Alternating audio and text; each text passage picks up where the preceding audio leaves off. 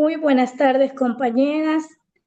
Buenas tardes, licenciada Paula Moreira, especialista en el área de trabajo social en el ámbito jurídico. Actualmente ejerce en la Fiscalía de la Ciudad de Manta. Gracias por acompañarnos hoy a nuestra entrevista sobre el ámbito judicial. Mi nombre es Angélica Alarcón, somos estudiantes de la Universidad Estatal de Manabí. Cursamos el primer semestre en el área de trabajo social. Adelante. Buenas tardes, licenciada. Como en vista estamos de la universidad, estamos para hacerles algunas preguntitas. Pues yo voy a hacerles, son dos preguntas. La pregunta es, ¿cómo influye la vivencia subjetiva de las personas en conflicto con las leyes de manera en que abordan su proceso judicial o de reinserción? A ver, bueno, primero es importante comprender que en el trabajo social que se realiza, en este caso en el ámbito de lo jurídico, dentro de la fiscalía y sobre todo el que realizo yo en el puesto en el que estoy, es un trabajo social forense. ¿Qué significa esto? Significa que es un trabajo social que lo que busca es poder aportar al, al- al proceso de investigación sobre de un delito, aportar pruebas, ya sea para la acusación del mismo o el descargo de situaciones relacionadas con un delito, ¿no? En el caso de la víctima o en el caso de las personas que estén siendo denunciadas, nosotros les conocemos como presuntos agresores.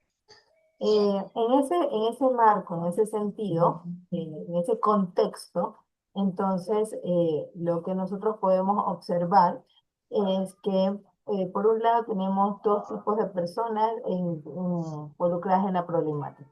Por un lado tenemos a las víctimas de los delitos, en este caso sí sería la problemática que nosotros observamos, y por el otro lado tenemos a las personas, a los denunciados o denunciadas, ¿no? Que serían los presuntos infractores o los presuntos agresores de esos delitos, ¿no? Entonces, en ese sentido, por ejemplo, las víctimas, dependiendo también del tipo de delito, sobre si hablamos de las víctimas de delitos sexuales o de las víctimas de violencia intrafamiliar, estar en esta situación de conflicto les genera o les acentúa el daño que ellos ya vienen teniendo producto de haber sufrido o vivido a una acción de violencia, ¿no? Dependiendo de cómo funcione el sistema judicial, podrían incluso ser nuevamente víctimas, y esto se le conoce como victimización secundaria, es decir, cuando la misma institución como que te reexperimenta o hace que tú tengas que como que te revictimizan, ¿no? Entonces ya eres víctima y el mismo Estado, con la forma en la cual a veces están establecidos los protocolos o las personas que tienen, hacen como que te revictimizas, ¿no? Y eso ahonda en la situación de conflicto. Por otro lado, las personas que están denunciadas también viven con intensidad de conflicto, salvo que sea alguna persona que tenga un trastorno, a todos les va a generar ansiedad generalmente, porque sabes que estás atravesando una situación complicada que puedes llegar a tener una sanción no solo pecuniaria, sino también de privación de la libertad. Entonces, en ese sentido, hay como un tema de una especie de ansiedad ante el proceso. No sé si respondí a esa primera pregunta. Gracias, licenciada, por la información. Ahora le tengo otra segunda pregunta. No. ¿Qué importancia tiene para usted comprender la historia de vida y los significados personales que las personas le atribuyan a su situación legal? Es súper importante, súper importante. Incluso dentro de del procedimiento que yo realizo en la investigación, como yo les digo, vuelvo y repito, es importante tener como que claro cuál es la función, ¿no? Entonces, a diferencia del resto de trabajo social, en educación, en salud, en laboral, que he tenido la oportunidad de estar también en estas áreas de comunidad, etcétera, nuestro eje es investigamos, pero para intervenir. O sea, lo propio es la intervención como tal, es el plan de acción que realicemos que coadyuve al mejoramiento del bienestar de esas personas, ¿verdad? Pero en este ámbito en el que yo me encuentro, nosotros no hacemos, lo fuerte no es la intervención. Y en el resto de los ámbitos estamos con investigación, digamos, 30%. Y la intervención es el 70%. Ese es y nuestro trabajo. Acá, en cambio, es 70% investigación y 30% intervención, porque la intervención que realizamos como tal es una intervención, por ejemplo, en primeros auxilios psicológicos, cuando la gente está hablando de sus situaciones de violencia, etcétera, y no pueden, se ahogan, etcétera. Entonces nosotros ahí hacemos como que utilizamos las herramientas para dar esos primeros auxilios psicológicos, pero no hacemos ningún plan de acción que ayude a modificar las situaciones que han presentado. ¿Sí me entiendes? O sea, eso por lo menos no nos corresponde a las que estamos haciendo las pericias, porque eso es lo que yo Ah, hago, pericias. Ya. Hacemos investigación. Entonces, el 70% es investigación, netamente. Y de hecho, el tipo de investigación que se hace es investigación cualitativa, con todas las herramientas que tienen que ver y con todas las técnicas de la investigación cualitativa. Análisis del discurso, historia de vida de una persona. De hecho, esa es una de las técnicas que se utiliza. Entonces, con respecto a tu pregunta, claro, es muy importante. ¿Por qué? Porque cuando se presenta el daño a una persona, nosotros tenemos que decir la etiología de ese daño, es decir, el origen de ese daño. Entonces, esta persona tiene este daño o presenta esta situación de este daño social, por ejemplo, aislamiento, eh, incapacidad o dificultad de llevarse con sus pares, etcétera, eso es social, eso es daño social.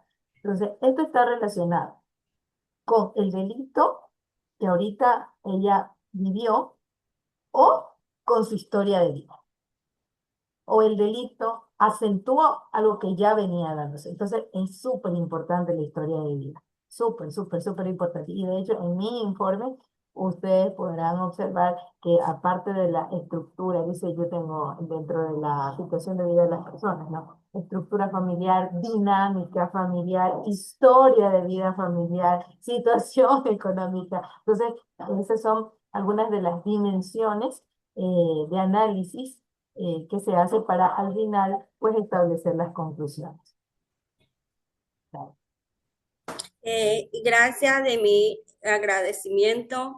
Le agradezco la amabilidad por tomar un poquito de su tiempo y ayudarnos a salir de las dudas y las preguntas. Muchas gracias y del fondo de nosotros le agradecemos de mucho corazón y más por su valioso tiempo. A continuación, mi compañera le va a decir la siguiente pregunta. Mira, gracias. Chicas, solo les pido que vamos avanzando más rápido porque tengo un chorro de cosas todavía y son las 3:20. Muy buenas tardes, licenciada. Mira. Buenas tardes. Les saluda Nancy Santillán. Dígame. A ver. Les tengo también que hacer dos preguntas. Ya. Eh, ¿Puede compartir un caso donde su comprensión del contexto emocional y social de una persona cambió su enfoque de intervención? A ver.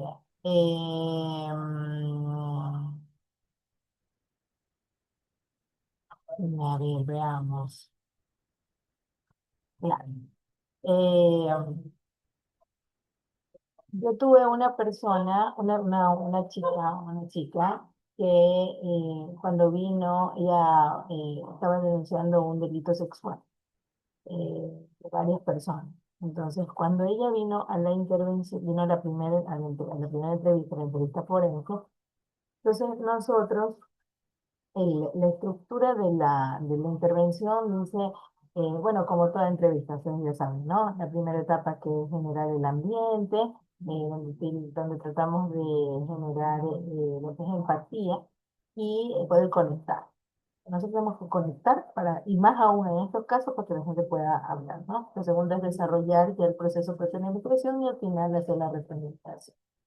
Entonces, en ese proceso, pues, los nombres, presentar los nombres, bueno, generar, conectar, etcétera, comienza ella a hablar acerca de cómo había sido su historia de vida y venía con un discurso como muy, digamos,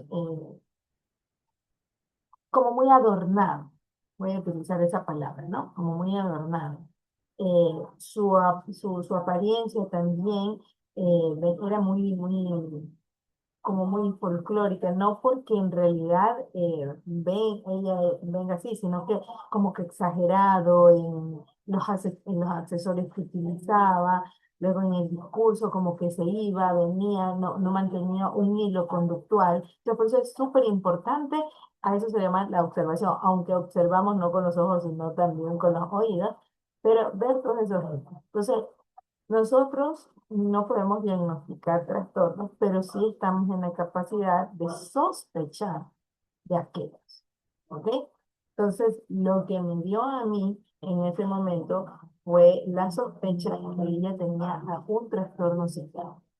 Entonces, frente a eso, obviamente, el resultado de la información no iba a ser objetivo, porque estamos con una persona, puede que le haya pasado o puede que no le haya pasado, eso no lo vamos a saber, pero yo tenía que como que parar ahí, sugerir a la fiscalía que primero se le haga una evaluación psiquiátrica para ver el nivel en que se encontraba y pues ahí saber si tenía o no tenía validez. Porque no es solo lo que te diga la gente, sino que lo que nosotros hacemos es el análisis desde dónde te habla la gente. Y si ella te habla desde una condición psiquiátrica, no es muy veraz lo que ella vaya a decir con respecto al delito. Eso va a generar duda a los jugadores y por lo tanto, pues no se puede decir si en realidad son culpables o no las personas a las que se conocen. Entonces ahí, eso es lo que hizo cambiar la intervención, como para decir, ah, ya, solo la escuchaba, ya no me desahogaba en el resto, le digo, ya, ok, nos vamos a ver en tal esto, voy a recomendar que le vea o que le vea a otra compañía para evaluar también el daño que usted tiene, etcétera, etcétera, con respecto a eso. Pero en realidad era para que eh, se afirmara o se negara la hipótesis que yo tenía, la sospecha que yo tenía de que ella tenía un trastorno psiquiátrico. Ya, pues ahorita pues, yo te Muchas gracias. pregunto, Mi otra pregunta,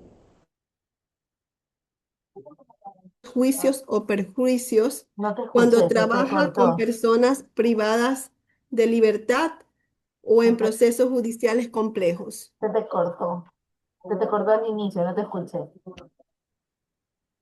Ya, disculpe. No, no te ¿Cómo preocupes. maneja usted sus propios juicios? ¿Me escucha?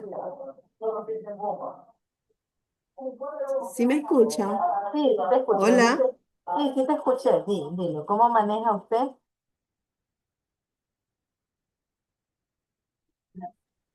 ¿Cómo Ujú. maneja usted, cómo maneja sus propios juicios o prejuicios?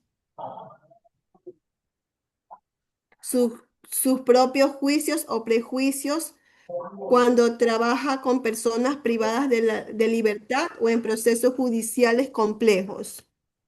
Sí. Sabes que eso es una parte súper importante en el rol que nosotros ocupamos como peritos. Si alguna vez uno tiene que hacer eso, porque una de las cosas que nosotros tenemos que hacer es personas imparciales.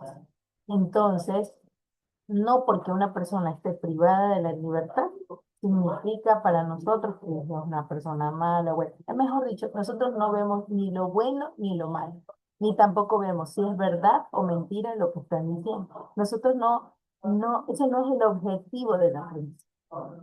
Entonces, dependiendo de lo que se vaya a solicitar, pues obviamente, digamos, con los privados de la libertad, generalmente el objetivo de la pericia es establecer, por ejemplo, las condiciones socioeconómicas de vida familiar de tal persona.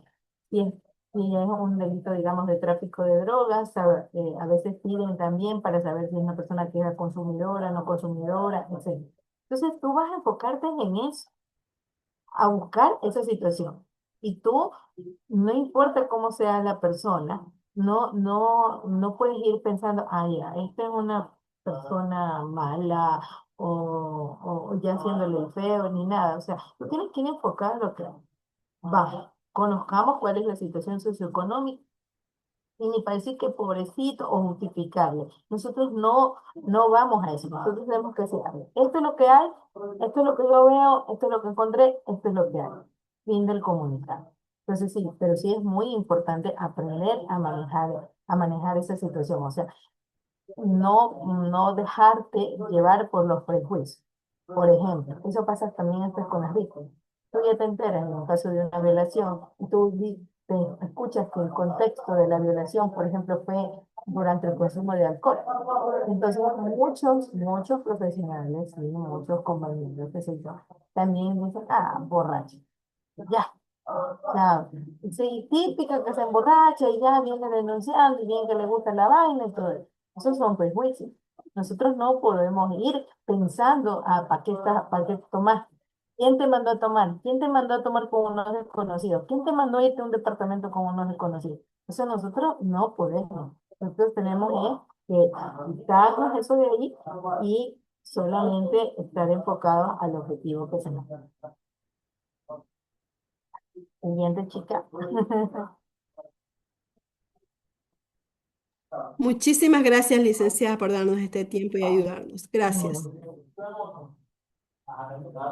Buenas tardes, Siguiente licenciada. compañera. Acá, Nori. Mi nombre es Nuri Rugel y también le tengo dos preguntitas para usted. Ya. La primera dice, ¿qué papel juega la escucha empática cuando interviene con personas que han vivido situaciones de violencia, abuso o criminalización? Prioritario. Importantísimo. Justo antes yo hablaba también un poco relacionado a eso. Recuerden que la entrevista como técnica tiene sus tres fases, ¿no? Entonces, en la primera fase, desde el primer momento que llega, ya tú estás haciendo la primera parte de la entrevista. Desde que la persona está llegando y tú le dices, buenos días, ¿cómo está? Venga, tome asiento. Mi nombre es Paola Moreira, soy la trabajadora social de aquí de la Fiscalía. Dígame, ¿en qué le puedo servir?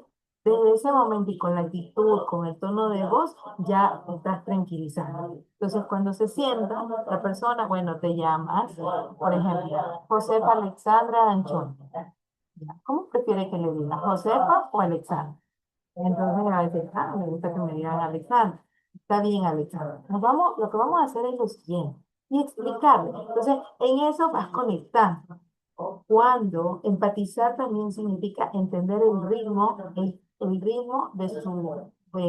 y su tiempo al hablar de estas cosas que son complicadas. Hay personas que comienzan y ya se comienzan a angustiar y les es difícil hablar y comienzan a llorar. Ok, dale su espacio, conténla, sosténla y vamos, que afloje. Pero verán, por eso yo digo aquí, cuando vienen acá, me ponen en las agendas usuarios 8 9 10 yo, ¿qué les pasa? Yo esto no es tomo datos, chichicha, y se va. No, pues, esto tiene que ver con el tiempo de la persona. Entonces, en una entrevista de violencia, la primera, yo me puedo demorar 1 hora, 2 horas o hasta 4 horas solamente en esa misma persona, porque depende de su historia. Y el que yo sea empática es justamente que pueda entender su ritmo, su tiempo, su historia sin juzgar.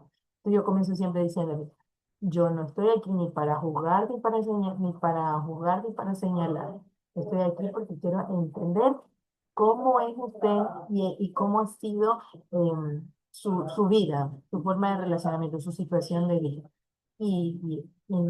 O sea, generar empatía es súper importante. Desarrollar cómo generar empatía también. Porque tú puedes tener la intención, pero si no aprendiste hasta saludar y hasta estar sonriendo a pesar de que tú también estés mal y con un montón de trabajo, entonces no vas a poder terminar de desarrollar. Siguiente Ya, pregunta. la siguiente pregunta dice, ¿cómo integra la perspectiva del usuario o usuaria en la propuesta de intervención social dentro del sistema judicial o penitenciario? Ya, como te digo, a ver, el tema penitenciario es otro tipo de trabajo social. El tema judicial se divide en niñez, que hacen una cosa diferente los técnicos, nosotros los peritos, que hacemos otra cosa en el tema de fiscalía. En el mismo área judicial están la gente que está en víctimas y testigos, ellos hacen otro tipo de situaciones, etcétera. Te voy a hablar de lo mismo. ¿Cómo justamente antes de realizar cualquier intervención, lo primordial es explicarle a la persona en qué consiste el proceso?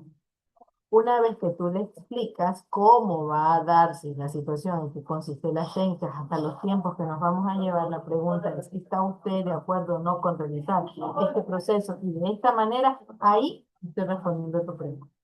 Y no solo que lo hicimos verbalmente, sino que lo escribimos y en un documento que se llama consentimiento informado. Entonces, tú me dices, ¿cómo integro? Primero, explicándole a la persona, al momento que yo le estoy explicando y hago la retroalimentación, de si me hice entender o no cuáles eran los objetivos de la investigación, la persona me va a decir sobre los miedos, sobre sus dudas, sus diversas inquietudes. Yo obviamente le voy a responder hasta qué punto yo voy a llegar con la intervención que es netamente investigación y ella va a consentir o no a través de una firma en ese documento. E iniciamos el proceso. Entonces, yo siempre le digo, yo no hago toma de versiones. Nosotros hacemos entrevistas. Por eso estudiamos 5 años. Porque tomar versión y llenar y hacer encuestas, eso lo hacemos desde el colegio o cuando nos envían a hacer una cosa. Pero nosotros estudiamos 5 años porque aprendemos a desarrollar aprendemos a desarrollar sí, las técnicas. Esto es técnica. Lo que estamos haciendo ahora es técnica. Bueno, licenciada, muchas gracias de mi parte. Gracias por responderme las preguntas que me tocaron y muchas bendiciones. La siguiente Igual, compañera. bien. Mucho gusto. Me presento, soy María de Los Ángeles. Le venía a hacer una pregunta algo intensa. Eh, ¿Qué desafíos enfrenta a la hora de aplicar una mirada más humana y comprensiva dentro de un sistema de justicia que, bueno, se tiende a la estandarización y al castigo?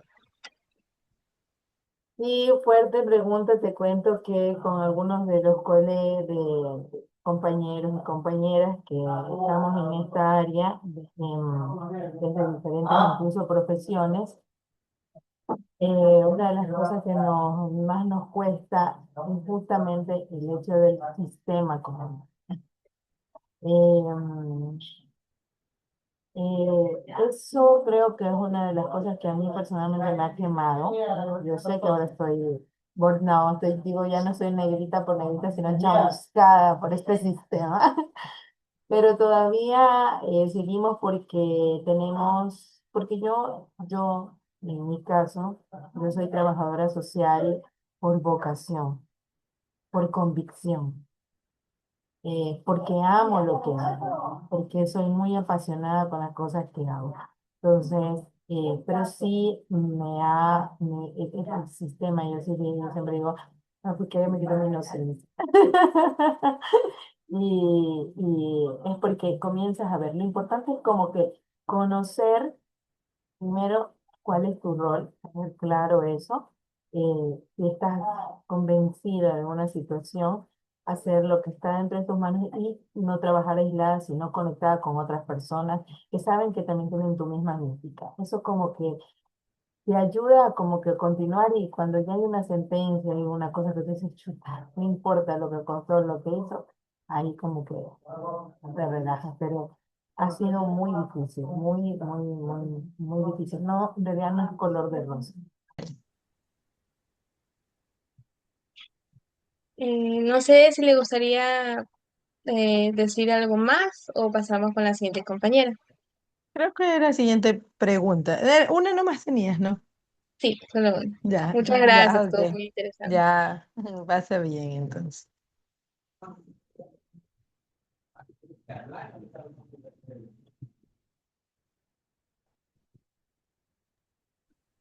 ¿Cómo percibir el impacto emocional que el sistema judicial genera en las personas que acompaña en usted como profesional?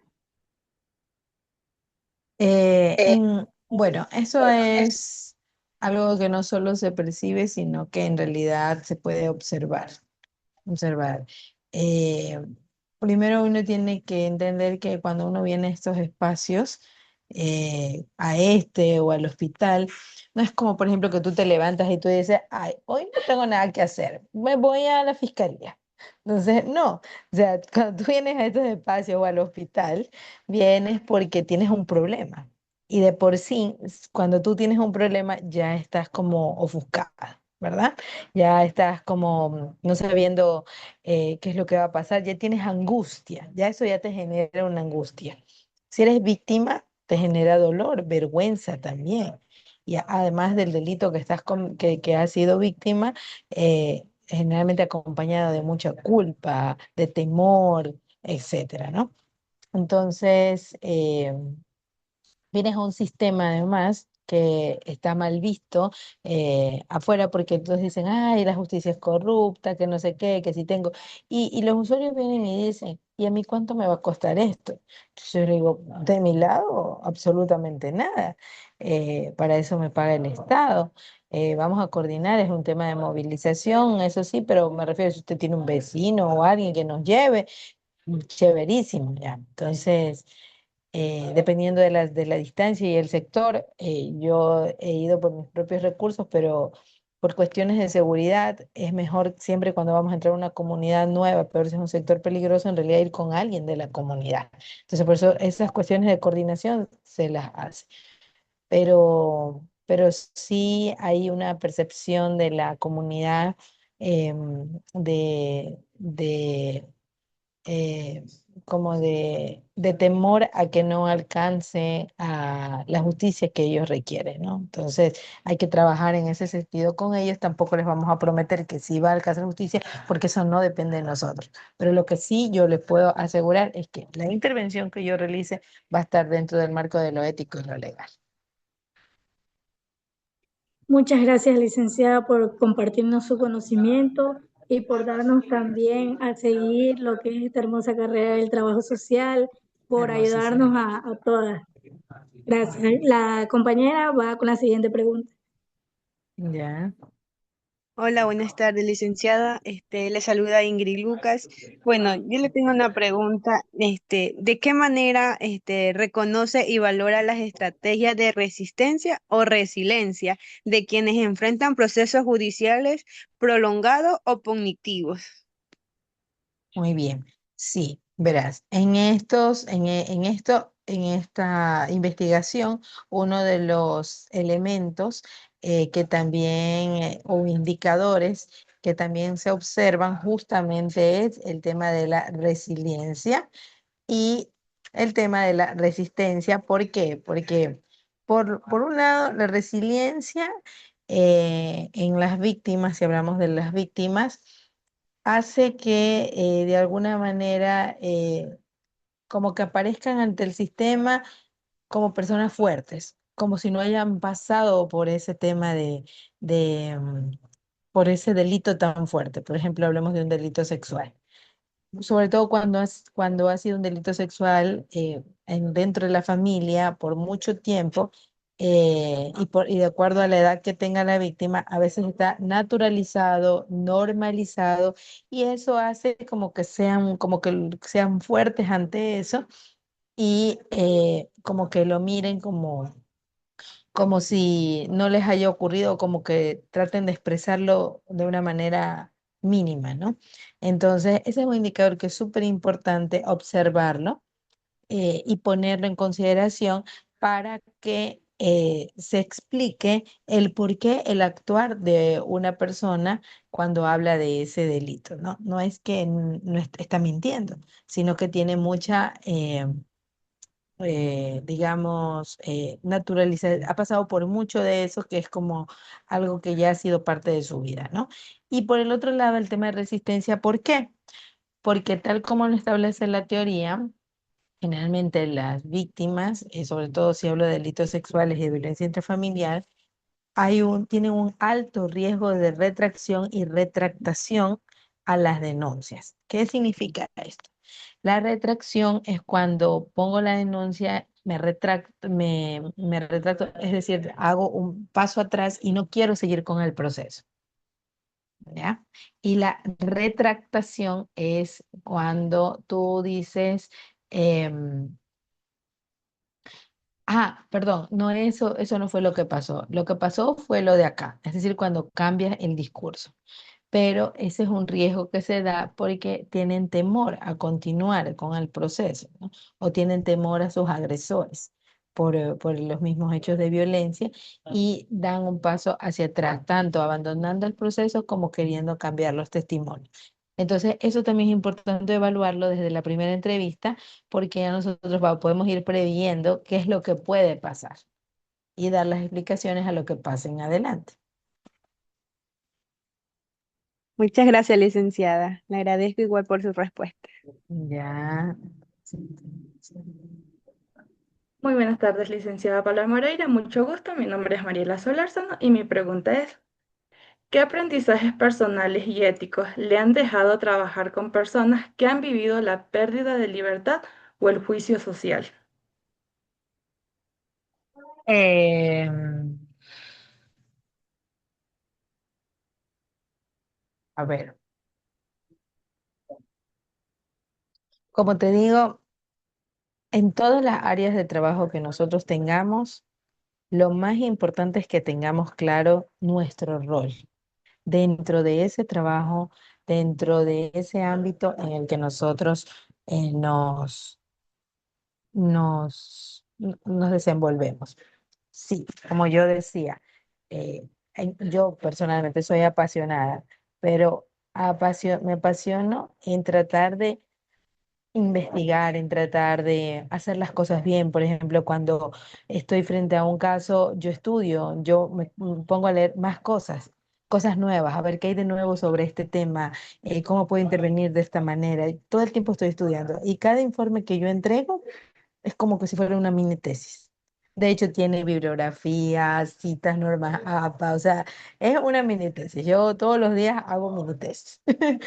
Entonces, es de esa manera en donde puedo como desarrollar eh, ese amor por lo que tengo.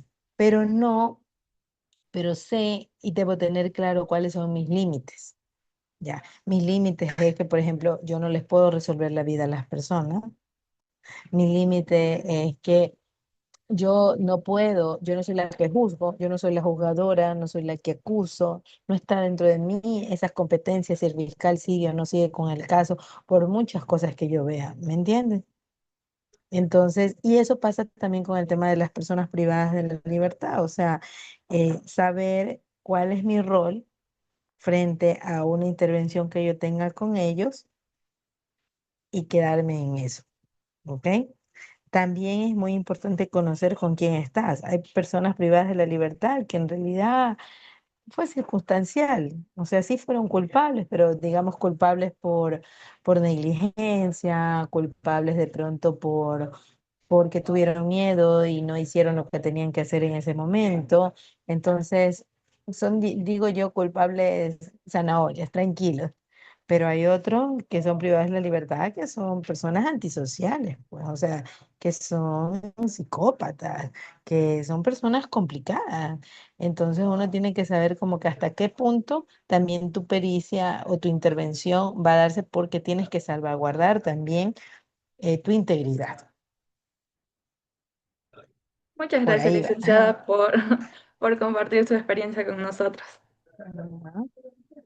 Bueno, yo sí le quisiera dar una pequeñas palabras ahí. O sea, Ay, darle las bueno. gracias por tomarse el tiempo para esta entrevista y por responder cada una de nuestras preguntas con claridad y calidez. Su Ay, muchas gracias. perspectiva como trabajadora social no solo enriquece su trabajo, sino también refleja el compromiso y la pasión que pone en lo que hace. Y le agradezco mucho por su disposición y valiosa información. Muchas gracias, chicas. Siempre para Muchas servir. gracias.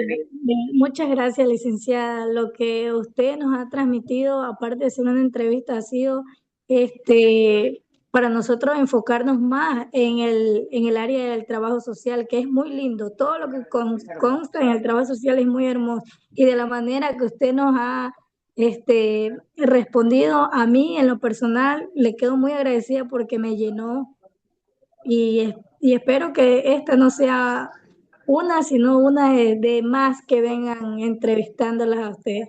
Muchas gracias. Muchas gracias. Chicas, ¿en qué semestre me dijeron que estaban? ¿En qué universidad? En la Universidad del Sur de Manabí, la Universidad Estatal del Sur de Manabí. Ah, UNESUM se llama. Jipijapa. Sí. Jipijapa. Ay, qué chévere. Ay, chévere. Bueno, ya saben que estamos a las órdenes y siempre para servir. A mí me encanta compartir los conocimientos y espero en cualquier momento pues que podamos ser aquí colegas, compañeras de quienes se quieran preparar. Además, yo aquí no me voy a quemar sola, aquí nos quemamos todas, aquí sufrimos todas. Muchas gracias, Licenciada. bendiciones. Está Muchísimas bien, está Ha bien. sido gracias. gratificante para mí. Muchas gracias, Lizy. Ya que tengan una excelente tarde, cuídense, bendiciones y Chao. éxito. Chao. Chao. Chao, chao.